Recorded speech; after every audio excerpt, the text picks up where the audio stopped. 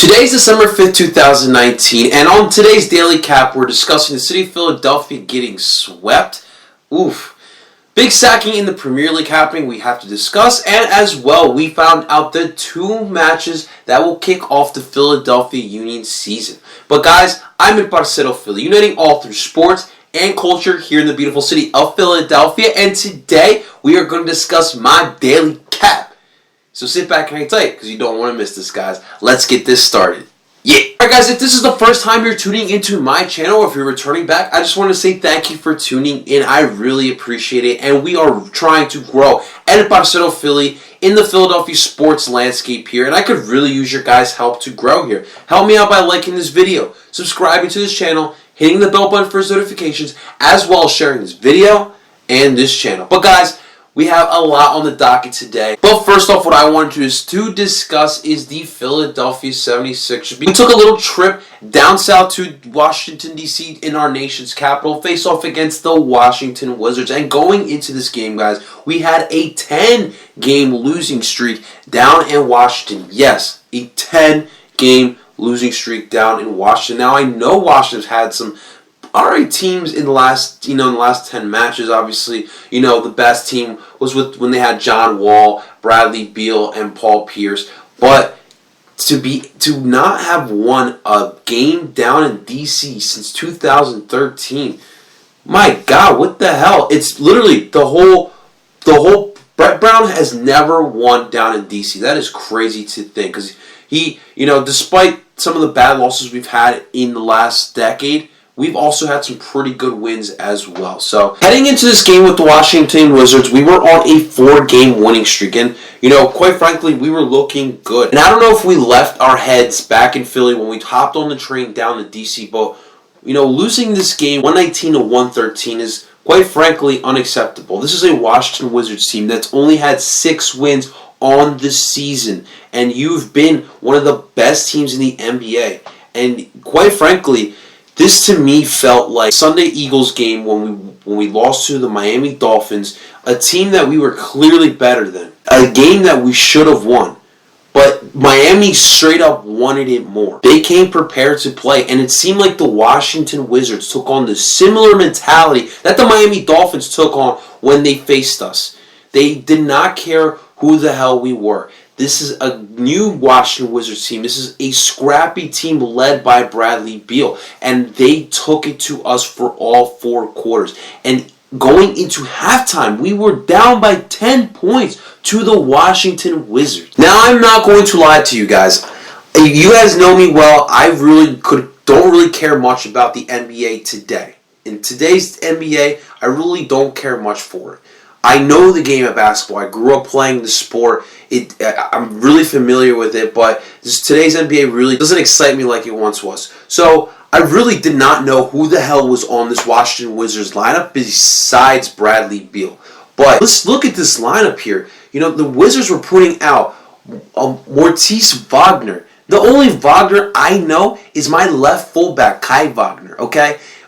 They were pulling out Isaac Bonga, Rui Hashimura, and our boy, a fellow processor, Ish Smith, is now with the Washington Wizards. And that was the starting 5 that the Wizards were put out against us, including Bradley Beal. No one on this starting 5 besides Bradley Beal really is scaring you and really is making you create a game plan to stop these guys. And you had guys like Rui Hachimura, who put up 27 points. Bradley Beal put up 26 points. And Davis Bertans off the bench was giving the Wizards 25 points. It was dropping dimes, looking like Steph Curry out there. And when we look at us in our performance in this game here, I have to start off with Joel Embiid. He did put up 26 points with 21 boards and 1 assist here. So he was contributing to the game here. But Joel at times, and I've seen it throughout this season, to me, Joel does not demonstrate full leadership skills. And what I mean by that, when you are a leader, you lead by example. The guys are looking up to you. When the guys are tired or are tired in the 4th quarter, or when you're down by 15 points, The guys are looking for that leader to be the example. And Joel Embiid now is in his 4th full year as a starting center for this team.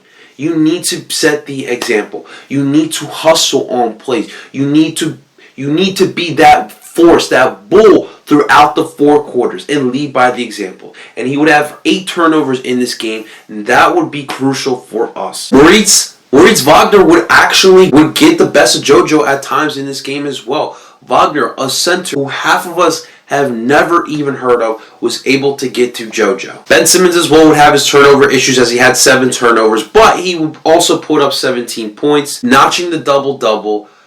He was a contributor on the defensive side of the court. But I'm going to continue my criticism of Ben Simmons because I want Ben Simmons to have that Mamba mentality like I mentioned, game in and game out with the Philadelphia 76ers. I want Ben Simmons to put the ball in his hands when it matters most. You were down in this game. Where were you, Ben? Where were you to lead this team? That is the next step in Ben's maturity as an NBA point guard specifically for this team. We have to look at the bench because that was another issue for this team as well because a couple guys on this bench weren't contributing, and Mike Scott, we all love him. I know the Hive doesn't want me to speak bad about Mike Scott, but Mike Scott put up a dud. My man has 0 points in this game. And he hasn't really been effective in the last couple games, to be quite honest with you guys. I need Mike Scott to contribute a little bit more off the bench for this team. James Ennis as well wasn't a contributor, putting up 2 points here for the Sixers. However, Raul Neto would put up 11 points off the bench for the Sixers. The 3-ball was working a little bit for Raul. I want to see some more 3-pointers from Raul. Matisse Thybulle had a career-high 31 minutes in this game, getting 5 points, 1 board, and 6 assists, but the important stat line for Matisse in this game was the 2 steals. And realistically at this time, Matisse is really a defensive stopper for you at the moment right now until he fully develops that offensive game. But definitely, we all want to see more from Matisse. Alright, some of the bright spots here, guys. We have to start with Tobias Harris because he led the team in points, and he had a season high for himself, putting up 33 points, 7 boards, and 3 assists. And it seems as if Brett Brown told him, like, hey, here's the offense. Now go score. And Tobias did that. He looked fluid. He was driving to the paint. He was knocking down jumpers. This is the type of Tobias Harris we need if we want to go far. Al Horford would knock down 11 points with 5 boards and an assist. And Furkan Korkmaz, not as bad as we have seen, but not the greatest we've seen. Definitely wasn't the Portland or Phoenix game as well either, but he did put up 8 points, 1 board, and 1 assist. He's in place of Josh Richardson, since Josh right now is still trying to recover from the hamstring. But Furkan. I want to see some consistency from Furkan, to be quite honest with you guys. I want to see that Furkan we saw a month and a half ago, getting the game winner in Portland and showing up in Phoenix. So definitely, we need Furkan to step it up as well here. But yeah, like I said, this is 10 straight losses down in DC now. This was an uninspiring game. This is a game, quite frankly, we cannot have going forward. And to be quite frank with you guys, Washington just straight up wanted it more. They know we're good. All right. And Scott Brooks, you got to give kudos to Scott and the Wizards as well, because he had these guys ready, and they came out from the jump ready to ball. We could not withstand them for 4 quarters, and that is a little bit of a concern for sure. But I always say, guys, you have to fail in order to succeed. You have to have losses like the Washington Wizards in order to move forward and have a good season. They're going to learn from this. Brett Brown better chew some ears out in the locker room tonight and tomorrow. And I expect the Sixers to bounce back here. Next up for the Sixers, we have a back-to-back. We'll be back home at the Wells Fargo Center, and we'll be facing off against the Cleveland Cavaliers yet again. Alright guys, so next up on the docket, we have to move to the Philadelphia Flyers, who would be playing at home at the Wells Fargo Center against the resurgent Arizona Coyotes, led by former Flyer Rick Tocchet. And Rick has these guys playing absolutely fantastic hockey. They are in second place in the Pacific Division in the tough Western Conference. And as we all know, the Arizona Coyotes, formerly the Phoenix Coyotes, haven't had much success in its franchise's history and have really been trying to fight for relevancy in a small sports market that is the Phoenix, Arizona. They unfortunately would fall to the Coyotes, losing this game 3-1. But the scoreline definitely doesn't resemble what the game was, because this was closer than many anticipated. The Flyers wouldn't start off hot in this game. In the first period, really wasn't their best first period to be played, quite honest with you guys. The Arizona Coyotes, on the power play, were able to get their first goal. Phil Kessel will have a nice ticky-tack passing, put the puck in the back of the net to put the Coyotes up 1-0 early. After that goal, the Flyers really turned it on, and they had a couple opportunities to tie this game up. They really played well, to be quite frank with you. The only issue was they couldn't get a freaking goal here. They kept chipping, they kept trying to take advantage of every opportunity they would get. But then in the third period, Arizona's Connor Garland put the Coyotes up 2-0 with a nice rebound shot, and which fire in the back of the net behind Brian Elliott to put him up 2-0. And on that play, guys, quite frankly with you, it's just fundamental hockey. I remember learning it as a young hockey player myself. When you're playing defense, you got to keep an eye on the puck, and when there is a rebound, you got to get the puck out of the zone.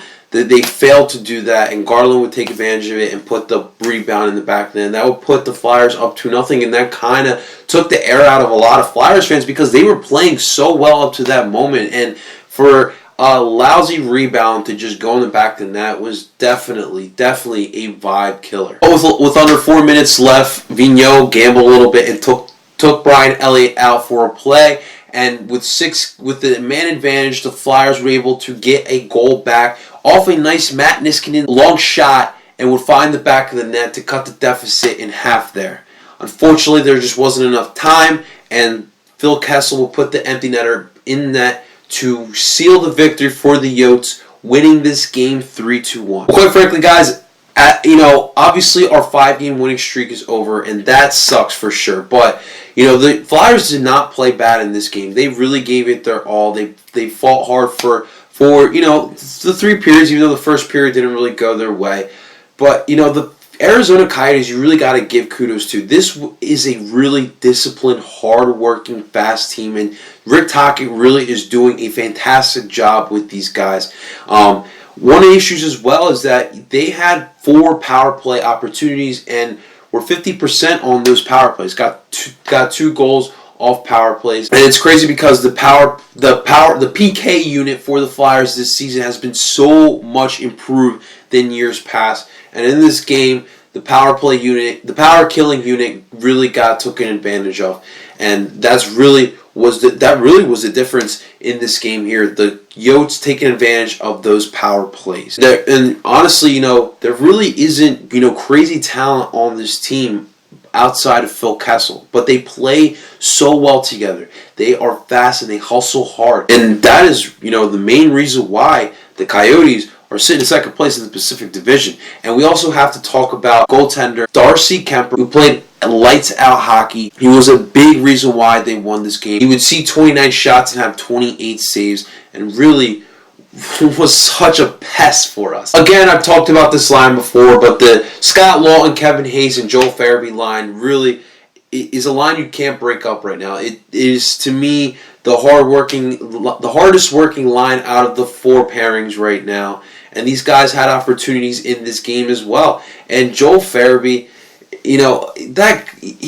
that man has a lot of talent, and for him to want to actually play on the PK unit, that goes to show what this line is all about right there. Shane Gostisbehere would also have a nice game here. Almost had a goal here, but he really has improved his game throughout this season, and it seems as if he is back to that Shane Gostisbehere that we all know when he first arrived onto the scene with the Philadelphia Flyers. Could the trade rumors really have motivated him, and could the Flyers look to move Shane Gostisbehere when his value is high again? That is something we got to keep our eyes out for, because he is on the rumorville for trades in the NHL. But I really hope we don't trade Shane Gostisbehere. I really like what I'm seeing out of Gostisbehere, and hopefully he can continue to improve here. Unfortunately for Brian Elliott, it wasn't a bad game by him. Obviously, throughout the second and third period, the Flyers had opportunities to score goals, so the puck was in the other side of the ice, and he only would see 17 shots with 15 saves, so not a lot of action for Brian Elliott. I'm not going to pin a lot of fault onto Brian. Morgan Frost, we have to talk about him as well, guys, because it kind of seems like he's starting to hit that wall a little bit. He started off really fast and hot coming into the NHL with some minutes with the Flyers, and he really in this game seemed like he was in his head too much. He seemed to be a little frustrated. It seemed like the speed is starting to get to him, but not losing faith in Morgan Frost. This happens to a lot of young players in all the sports, to be quite honest with you guys. So we're going to have to keep our eyes out and see where Morgan Frost's headspace is at in the next couple of games. But definitely, Morgan is not where he needs to be. All right, next up for the Philadelphia Flyers will be a Saturday afternoon game, 1 o'clock. I like that time. Hopefully, I got nothing to do in the morning, so I'm going to see if I can find some reasonable price tickets and maybe head down to the Wells Fargo Center. But we're going to face off against Ottawa, although Ottawa's record doesn't say. This isn't a terrible team like we all thought they would be. As we all know, a couple weeks ago, they actually beat us up in Ottawa, which was a surprise loss on our behalf. So a little payback needs to be done here, and we got to get back on the winning side. Let's, take the good out of this Arizona game. You played hard. You had opportunities. You can't fault the Flyers too much here, but you lost. So you got to come back now against the Ottawa Senators. Bring back the energy and get the W. I'm liking our Flyers right now, though. All right, guys. The next topic I want to talk about. We got to go back to England, guys, and talk about the Premier League, because the Prem came out with some big news today, and that is this sacking of Marcos Silva from my Everton. As you guys know, I am a fan of Everton FC over in the Premier League, and I have been very vocal of wanting to get rid of Marcos Silva. After watching that Liverpool match where they lost 5-2, I just saw Marcos Silva on the sideline, and I saw a guy who just ran out of options and ran out of answers of trying to fix this Everton squad. This team has not looked good at all. From the first game to now, this team has not looked good at all, and they are in danger of getting relegated. And for Everton, this wasn't the right time to do it. I would have done it a month ago at least. But, the problem is with letting a manager go is who's going to replace them. You can always give an assistant the interim label, but that, in all honesty, realistically, what does that really fix? The writing was on the wall for Marcos Silva, and it's time for him to go. And here's the thing with this Everton job here. Everton is not the same Everton that we all know. There's more money in this club now. It's not Man City or Liverpool or any of the top 6 clubs' money, but there's some money here. And there's some good talent on this team. You have the England starting goalkeeper with Jordan Pickford. You have Colombia starting center back with Yerry Mina. You have a quality fullback in Lucas Dean, maybe top 10 fullback in the Premier League in Lucas Dean. You have Richarlison, a starter for the Brazilian national team. So there is some talent on this team. To me, it just seems as if Marcos Silva did not know how to get the best out of this club. Now the answer is going to be who's going to replace Marcos Silva. Obviously, the main rumor is David Moyes returning back to Everton, where he saw the most success in his career, and I wouldn't be completely mad at seeing David Moyes come back. He's obviously had success in the history with Everton. The latest rumors with Everton is they are also looking and very keen on SIPG Shanghai FC's manager, Victor Pereira, who is another Portuguese manager. Damn, Everton seem to like their Portuguese managers, but all I really know about him is he won the Chinese League last season with Shanghai. Again, really don't know much about the Chinese League, quite frankly. I honestly just think Everton needs to find a guy who is tactically sound. I don't think Marcos Silva was tactically sound. Didn't get the most out of the players that we had in Everton. So the next manager, as well, he needs to get the most out of these players. We will see who will be the next manager for Everton. But in the comments below, I want to know from you guys, who do you guys think will be the next manager for Everton? All right, and the last bit of news for today, guys. Really quick, just want to talk about the Philadelphia Union again, because the Union announced their first game and their home opener in a great way Love the social media team over in Chester. The Maury narrative with the announcing of the home opener was absolutely fantastic. Great job as always. Alright, so our season starts February 29th down in Dallas. That is right. We will be heading down to dirty Dallas to face off against Fafa Pico's new team in FC Dallas. And that should be a good game for sure. To start off the season with, obviously, Dallas. You know, this is the MLS, this is soccer, but still, Dallas sucks. We're going to see our old friend Fafa Pico, so that should be a fun game for sure. Obviously, not knowing what the roster really is going to look like next season, it's tough to really get excited for next year. But, you know, seeing some matches on the calendar is pretty exciting. And then our home opener will be 2 weeks from then, March 14th, the day after my birthday. We will be down in Chester, Talent Energy. We will open up the stadium. I'm so excited just talking about it. We will face off against Matias Almeida and San Jose Earthquakes. We all know last season they had the big letdown after being in the playoffs essentially for 3 months, losing out on the last couple weeks of the season and missing out on the playoffs. They are going to be hungry this year, and it seems as if San Jose really are going to try to spend money to please Matias Almeida. So that should be a fun game to open up the season. We're not sure when the rest of the schedule will be released. Hopefully it's very soon because, you know, your boy is trying to set up some dates, set up some plans to go on vacation to travel with the Union. Guys, that's all I got for you today. Thank you so much for checking this out. But I want to hear from you guys in the comments below. You want to talk about the Sixers versus Wizards? Let me know below. You want to talk about the Flyers and the Yotes? Let me know below. You want to talk about Everton sacking of Marcos Silvia and who's going to replace Marcos? Let me know in the comments below. And if you want to talk about the Union, the excitement of the season, just literally a little bit over 2 months away, let me know in the comments below. But guys, thank you so much again for watching. I really appreciate it, but we are really trying to grow El Parcero Philly in the Philadelphia sports landscape. And I can only use your guys' help to help me grow this channel here. Help me out by liking this video, subscribing to this channel, hitting the bell button for his notifications, as well as sharing this video. And if you guys want to follow me on other platforms of social media, definitely do so. Follow me on Instagram at @L_Parcero_Philly. And you can also find me on Twitter as well, at El Parcero Philly. But guys, I'm El Parcero Philly. And until next time, I will see you later.